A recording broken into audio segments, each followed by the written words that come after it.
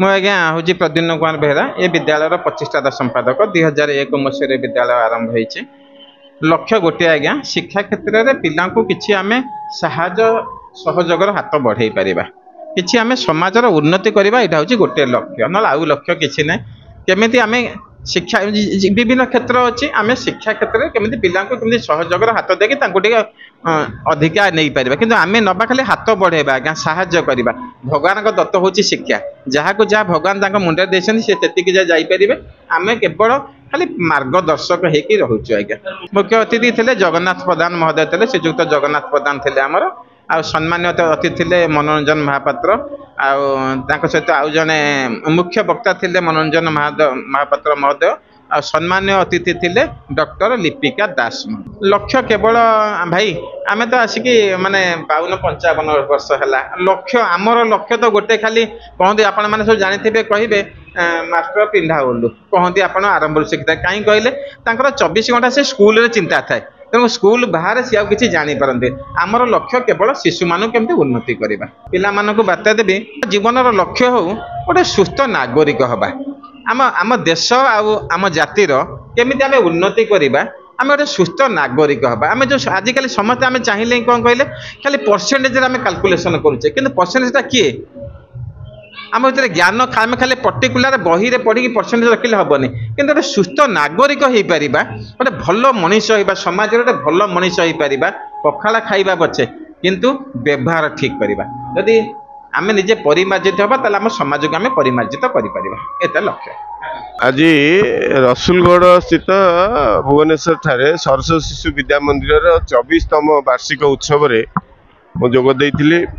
ଏଥିରେ ବିଶେଷ ଭାବରେ ବହୁତ ସୁନ୍ଦର ଭାବରେ ସଭା କାର୍ଯ୍ୟ ପରିଚାଳିତ ହେଲା ଏବଂ ବହୁତ ପିଲା ଏଠି ଆସିଛନ୍ତି ତାଙ୍କର ନାଚ ଗୀତ ପରିବେଷଣ କରିବେ ଏବଂ ବାର୍ଷିକ ଉତ୍ସବରେ ବିଶେଷ ଭାବରେ ପିଲାମାନଙ୍କର ଯେଉଁମାନେ ପୁରସ୍କୃତ ହେବା ପାଇଁ ଯୋଗ୍ୟ ବିବେଚିତ ହେଇଥାନ୍ତି ସେମାନଙ୍କୁ ପୁରସ୍କାର ବିତରଣ କରାହେଲା। ବିଶେଷ ଭାବରେ ଏହି ସରସ୍ୱତୀ ଶିଶୁ ବିଦ୍ୟା ମନ୍ଦିରର ମୁଖ୍ୟ କାର୍ଯ୍ୟ ହେଉଛି ପିଲାକୁ କେମିତି ସମାଜରେ ଭଲ ମଣିଷ କରିକି ଛିଡ଼ା କରିବା। ବିଦ୍ୟାଳୟର ଯେଉଁ ନୀତି ଆଦର୍ଶ ଅଛି ଏବଂ ତା ସହିତ ଯେଉଁମାନେ ଗୁରୁଜୀ ଗୁରୁମା ଅଛନ୍ତି ତାଙ୍କର ନିଷ୍ଠାପରତା, ଇଏ 24ତମ ବାର୍ଷିକ ଉତ୍ସବରେ ତାଙ୍କ ବିବରଣୀ ପାଠରୁ ଜଣାପଡ଼ିଲା ଯେ କେଉଁଭଳି ଭାବରେ ପିଲାମାନେ ଦେଶ ବିଦେଶରେ ନାମକରଣ କରିଛନ୍ତି ଏବଂ 10 ବର୍ଷ ଧରି 100% ସଫଳତା ପିଲାମାନଙ୍କୁ ମିଳୁଛି। ଏଇଭଳି ବିଦ୍ୟାଳୟ କ୍ୱଚିତ୍ ଦେଖାଯାଏ।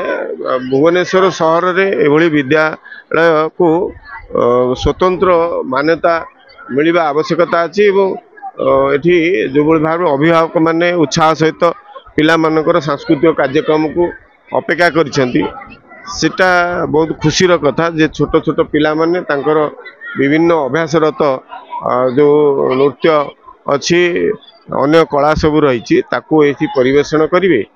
ଇଏ ଗୋଟେ ମନୋରମ ପରିବେଶ ସୃଷ୍ଟି କରିଛି ଏବଂ ଇଏ ଅନୁଷ୍ଠାନ ପାଇଁକି ଗୋଟେ ବହୁତ ସୁନ୍ଦର ବାତାବରଣ ତିଆରି କରିଛି।